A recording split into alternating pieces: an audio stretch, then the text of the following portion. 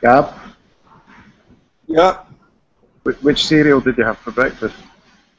Hello, welcome to Sunday Times Google Hangout. I'm Tony Evans and I'm in London, and I've got with me in Brazil, not with me, I've got two football correspondents, Oliver Kay, Jonathan Northcroft, and Gabriele Marcotti, the Times' European football correspondent.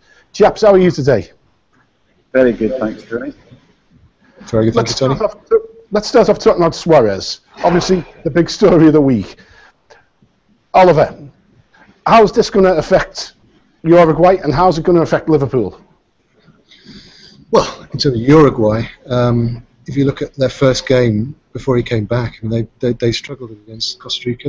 They were beaten. Obviously, they've got Cavani, who's a very good centre forward. They've got good players, but I think Suarez, as we've seen, is capable of elevating a good team into a very, very good team. And if he's out for this Colombia game at the weekend, I think they will be a lot worse off for it. I think it would be a huge blow for them, but I can't really see any way that he isn't banned. I mean, he's bitten an opposing player. It's at very least violent conduct, and I think it's a no-brainer that he should be banned.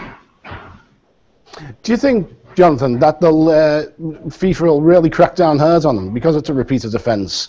And do you think they'll extend the ban across to domestic football, or do you think that's out of the question? I mean, the trouble with analysing FIFA is it's FIFA. You know, they do tend to do what they want, and they make things up as they go along. We've all been speaking about this, and you know, I think it's plausible that they'll do almost nothing, and it's plausible they'll go for the most spectacular ban you've ever seen, almost depending on what way they want to go in PR terms. I agree with Ollie. I think if they're applying logic to it, they have to ban him.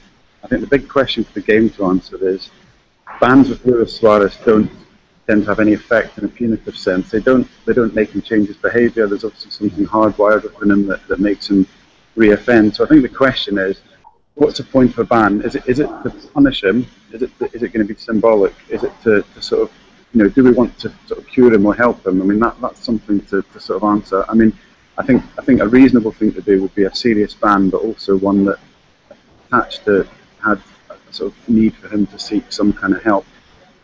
Whether Luis Suarez would go in for some touchy-feely psychoanalysis or help, I don't know. But you know, if we want to help this guy as a player, if we want to stop him behaving like this, I don't think simply banning him is going to make any difference.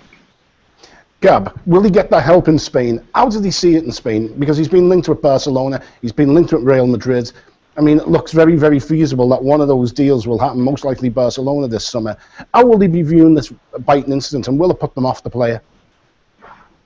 I mean, first of all, in terms of being helped, what Johnny said, it's not FIFA's job to go and help Luis Suarez.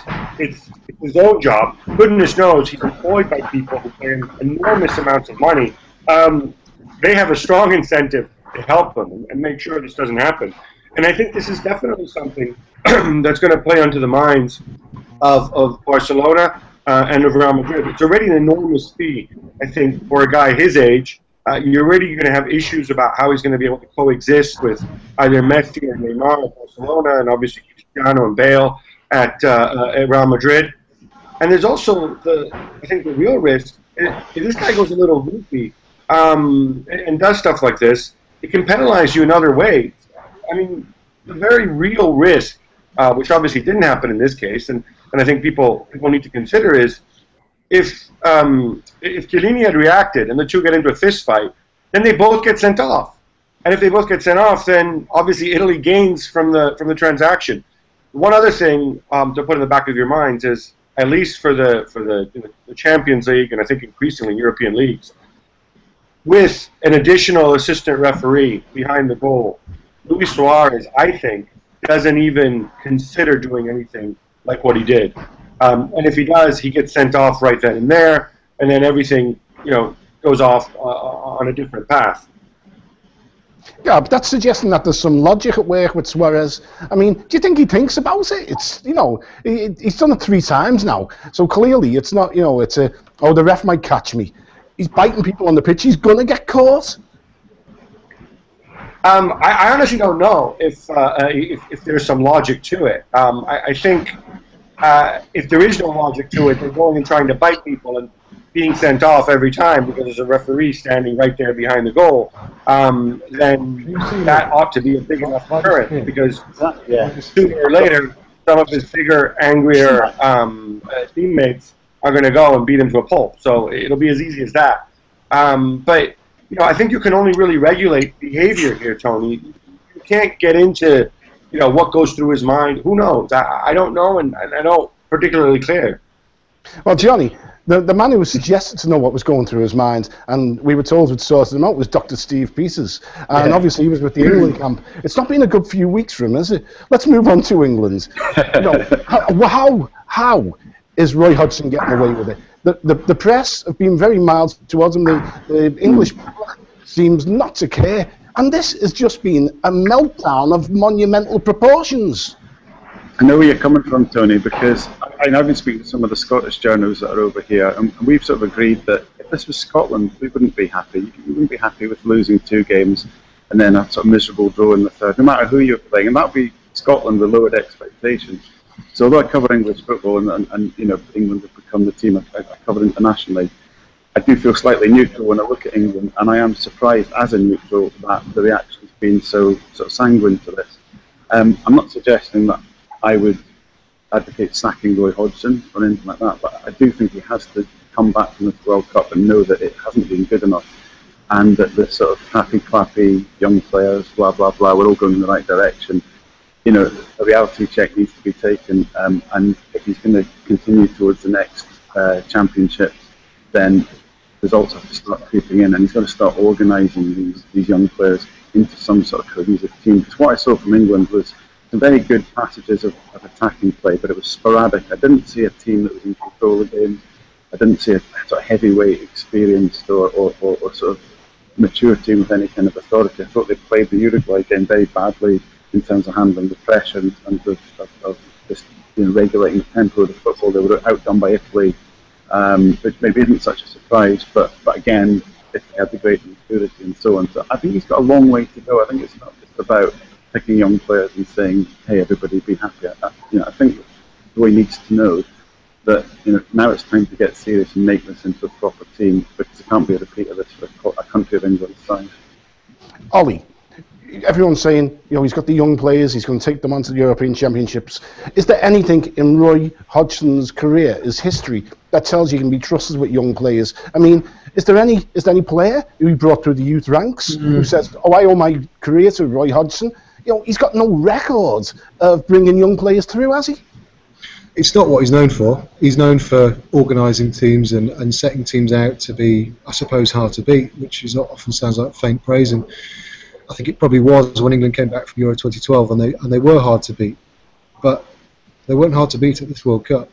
This didn't look like a Roy Hodgson team to me, for better and for worse. I think they attacked better than a normal Roy Hodgson team, and they defended a lot worse than a normal Roy Hodgson team. And I think that just shows that they were caught between two stools. Roy Hodgson is a guy who wants to set up teams to be hard to beat, to build around a sort of solid core, and he didn't do that for this World Cup. He seemed to feel the need to bow to public or media pressure to create a different sort of team, and it didn't work. I mean, they got some plaudits. I don't think they got enormous plaudits in the Times for the way they played against Italy. They got bigger plaudits elsewhere, but I thought they didn't deserve to go through. They were the worst team in the group, not the worst team in the tournament, but I think I agree with pretty much everything Johnny said. What you would say is, although Hodgson, I mean, his record, his performance at this tournament deserves serious scrutiny and probably serious criticism in some regards, I think you just look around and say, well, what else would you do? Who would you turn to? If he was at the end of a contract, you probably wouldn't suggest offering him a new one. But if he's 2 years into a 4-year contract, and if there's no absolutely compelling alternative, I think you do what the FA have done and shrug with absolute apathy and indifference and carry on, sad as that sounds. Yeah, well, Gab, you know what? You compare and contrast with Italy, and Prandelli falls on the sword immediately. What would there be reaction from most of Europe if a nation's team performed as abjectly as England? Do you think that they'd happily sit there and trust a manager like Roy Hodgson for another 2 years? It's a fair point. First of all, I think Ollie absolutely nailed it 100% in talking about the way, yeah, exactly, the way Hodgson set up his team, and he was kind of doing something that he's not built to do, or that he hasn't done successfully as much in the past. I think a lot of it also has to do with personnel. With all due respect, Leighton Baines defensively is what he is. He gets away with it at Everton because they play a system that suits him more, and I think can mask some of his defensive shortcomings. Gary Cahill is there after a long season. Phil Jagielka is Phil Jagielka, and on front of that, you didn't have a recognized ball winner, which a lot of Hodgson teams had in the past. So you can go through all these mitigating circumstances. What makes England different, I think, from Italy, from other countries, is the absolute lack of alternatives. If you appoint a foreign manager, then you have a lot of alternatives. But there is such a built-in rejection, one which I personally share. I don't think a big country like England should ever appoint a foreign manager. So once you've decided you're not going to go down the route of a foreign manager, then you're in the land of redknaps and Allardyces and people who haven't done it at a very high level, people with baggage, people who bring a whole cartload of issues with them.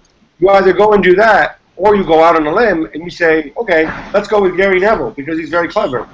But I think somebody like Gary Neville even is intelligent enough to know that maybe he doesn't have the experience, and if he gets thrown in there and he gets some bad results, maybe not even through a fault of his own, that he's going to be kind of burned and he's going to have sort of this black mark against him, and then you will have lost a potentially very good manager. So I think that's kind of the conundrum England find themselves in. So Roy Hodgson is going to conduct the orchestra on the Titanic for the next 2 years. Great. Can't wait to see it. Right, Johnny, talking of can't wait to see things, who's the team that you can't wait to see in the knockout rounds? Well, I'm not actually going to be at the game, but I'd love to see Colombia. They've grabbed the imagination.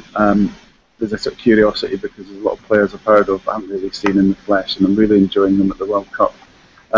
Chile, I'm going to go to Chile against Brazil, which is a fabulous occasion, and Chile have got that sort of verve and energy that's enjoyable as well. But actually, it's coming down to Messi at the moment. If I had a ticket for anywhere, it would be to see Lionel Messi's remaining games at this tournament. I was spellbound by him yesterday, and I just would love to see what is he going to do in the knockout stages in these really big games, especially because he's playing for a flawed team and so much rest on him. Is he going to take yet another step forward in that sort of quest to be as good as Maradona or whatever in the knockout stages and decide the big games? I think he's now starting to become the overwhelming figure at the tournament. In my view, as for Colombia, I think they should get a longer ban for the synchronised dancing at the goals. But I'll throw the same question over to you, Ollie. Who are you looking forward to see? And let's talk a little bit about Messi. There's been a feeling that he's been on the edge of greatness for a while. Is this his moment? I think he's achieved greatness long ago. I think what he's done in his club career is remarkable. I think it already sets him down as one of the great players of all time. However, it would be great to see him cement that, to see him end the debate completely by having an irresistible World Cup like Maradona did in 1986, like very, very few other players have done in history. And I would love, forget Britain's historic rivalry with Argentina. I would love to see Messi lead Argentina to the World Cup. That would be magnificent. I would love nothing more from this World Cup. I can't wait to see him in the flesh. Again, I can't get enough of watching him on TV. Never mind watching him in the flesh. But in terms of this weekend, I'm going to Brazil versus Chile. I can't wait. Having only seen England matches live in the group stage until last night, France-Ecuador, I think I'm just sort of desperate to see every match I can, every bit of quality I can while I'm out here in Brazil, and Brazil-Chile is a fantastic place to start, and it would be an incredible atmosphere as well. Gab, who's the team that we perhaps mightn't have thought have a chance of winning the tournament, who are in this last 16, who could come from nowhere and basically, dethrone the already seemingly crowned Messi? Well, teams don't necessarily come from nowhere. I think at this stage, but Chile we've mentioned, I'd love to see them do well. You know, they say you can't invent anything new in football. They have a manager who has, and who's done it regularly for the last 3-4 years. It doesn't even look like they're playing football. It looks sometimes like they're playing an entirely different sport, and I mean it in a good way. France is one team that they have so much talent. They have some obvious deficiencies as well that I think comes into it. Obviously, Colombia with the attacking impetus they have. They obviously haven't mentioned two heavyweights like Germany and Brazil. You know, I guess my point is there's still a lot of mileage left in this tournament. One theory I might put out there is people always ask, you know, why is this tournament so open? I think we've actually seen a lot of managers make some very big mistakes tactically, and maybe some managers who really aren't very, very good. With all due respect to Mark Wilmots, having seen Belgium twice, you know, as an Italian, some of the stuff I saw made me want to, like, you know, rip my hair out. And there are others who, you know, Prandelli certainly didn't cover himself in glory. I wonder if that isn't, you know, in some ways like a big leveler, where you have others like Peter, Costa Rica, who basically done everything right, and that's why they're deservedly at this stage. Well, Gab, I see you're sponsored by breakfast cereals because there's a certain amount of product placements going on in the background there. But let's move on. Johnny, today we've got the United States and Germany. We've said very little about the Germans in the tournament. You know, traditionally they go a long way, at least the quarterfinals, you know, the semi-finals. How do you see this going, and how do you see Germany against, of course, the States under Klinsmann? Well, you're right, Tony. I mean, nobody's been talking about Germany. I wonder if it's just because of the draw and the fact that their games have been last in the cycle, so they just tend to be last in the news cycle, as it were. They're a funny team because defensively, by no means a great German side. You look at the back four and you look at how they played against Ghana. You know, they just weren't great. They were quite open. There's obvious flaws there, but I think from middle to front they're as cohesive and I'm trying to avoid using the cliche efficient, but Thomas Muller is nothing if not efficient as a team, and you know that they can score lots of goals. You know that they can dismantle teams quite so systematically going forward. So it's a moment of time for them as well, because they've had all this promise. They've had the feel-good factor with them for 3 tournaments now. But if they don't deliver this time, there'll be a huge area of disappointment around German football. I think that the national team hasn't sort of delivered what Bayern Munich, for example, done at club level. So very, very interesting. Something about the USA under Klinsmann as well. He does have that sort of special factor to him. I don't see an outstanding group of players from the USA, but I do see really hard-working young athletes who are seizing their moment, who are quite bold. Long-winded way of, apologies, there's something happening in the section here. Long-winded way of saying that I think Germany are a better side today. I'd expect them to beat the USA, but I don't think they're going to win this race. Ollie, there's a moment, isn't there? There's a great sense of excitement, apparently, over the Atlantic. Do you see this as being another one of those seminal moments for soccer in the US, where it finally makes an influence on the American psyche? Or is this just another thing we hear every few years and we can just discard it?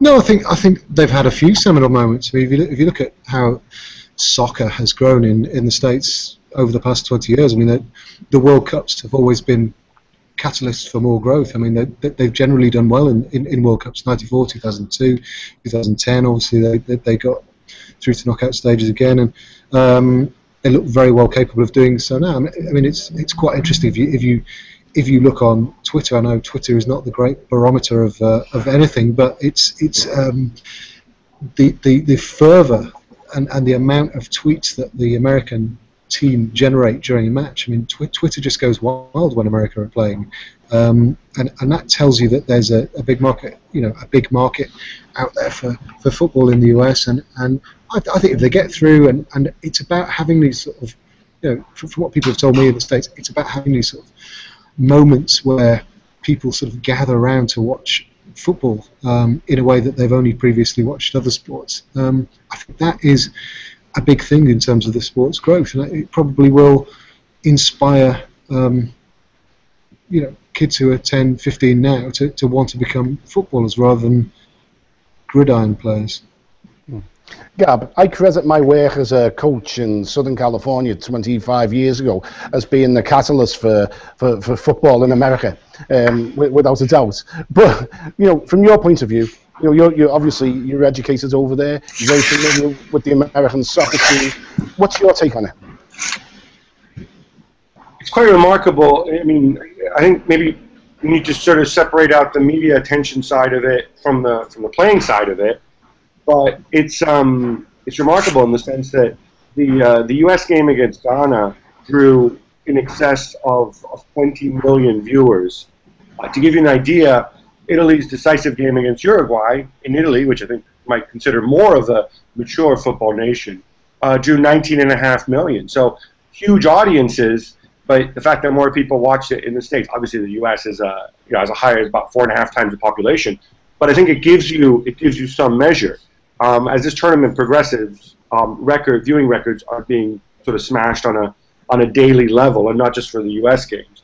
On the playing side, it's an interesting mix. I mean, Jurgen Klinsmann been through a lot of criticism when he turned to sort of, I think in total it's 6, but it's really 3 or 4 that he drafted in, of these sort of German-American players. A lot of them kids of servicemen who were stationed in Germany, and basically only had U.S. passports.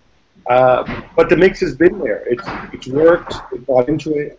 I don't know that their brand of football has necessarily been great, as good as it could have been. I thought they nearly threw it away against Ghana and against Portugal as well. I mean, conceding that late goal, that was obviously a major blow. But they're in it. They control their own destiny. And from that perspective, they look on the up. Well, let's talk a little bit about Ghana. I mean, Johnny, in every World Cup there seems to be a team that implodes. France, Ghana. What's going on in that camp? And is there anything you can tell us about the madness that appears to be occurring with Ghana? I mean, I've been trying to follow it. I mean, you hear about money being shipped out to pay the players. Like Muntari's been sent home. There's reports of him assaulting or doing something with a member of the coaching staff. It's a great shame because Ghana came here with maybe arguably the Ivory Coast, the best of the African teams. I don't know why it always happens. It's such a shame that African teams let themselves down in tournaments with maybe the politics surrounding them rather than the playing ability. And bearing in mind I know Pele said a lot of slightly daft things in his life, but when he said that he could be an African world champion in the next 20 years, that was about 20 years ago. It didn't sound daft at the time, and we're so far from that. And we're not far from that because of the players' ability. So, I mean, Cameroon as well, they were falling out on the pitch. They've been quite chaotic. It actually surprised me that probably Algeria and Nigeria, who I just said were the two teams with the least ability, have actually done the best because they've been the ones that have played cohesively as sides. One thing you do notice about the African nations is they probably need a bit of a generational change because they do seem to be clinging to an older set of stars like Asamoah Gyan with Ghana, Toure brothers, Drogba still figuring to the Ivory Coast.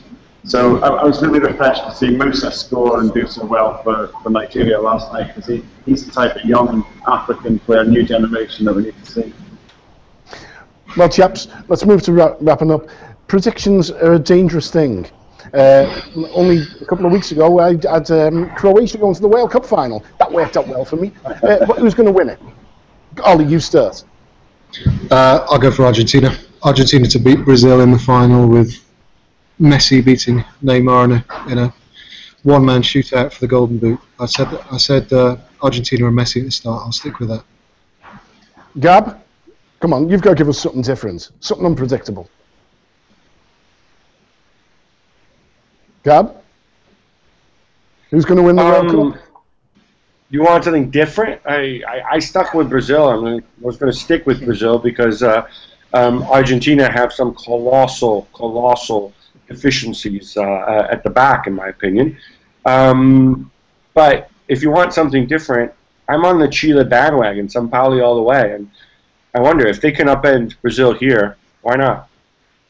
And Johnny, your point of view as a Scotsman, who's, and that probably gives you more credibility than the other two. I thought so, Tony. Thank you. I'm the same as Ollie, actually. I think a Brazil-Argentina final, but I think Brazil are just going to grind their way to this one very efficiently, and we'll see the wonderful sight of Brazilian Joe collecting a World Cup winners' medal on July the 15th. If there's a team that might just get a little bit further, maybe even get the final, I just wonder if Holland, I think Gabrielle's exactly right. There's been very poor coaching in this tournament. Van Gaal stands above a lot of the other coaches tactically and in terms of his clout. I just wonder if he might be able to take a fairly poor Holland team to the final, but don't that would alter the result. I think it'll be Brazil. I'm going to stick with Argentina, which is not Croatia tournament, and of course they won't be playing Croatia. But I'd love to see Holland with Robin make a massive impact and go a long way. Anyway, that's all from the Times Google Hangout. This is Tony Evans in London signing off. Bye bye. Bye bye now. This was brought to you by Albran and Nesfeld. And Baroka.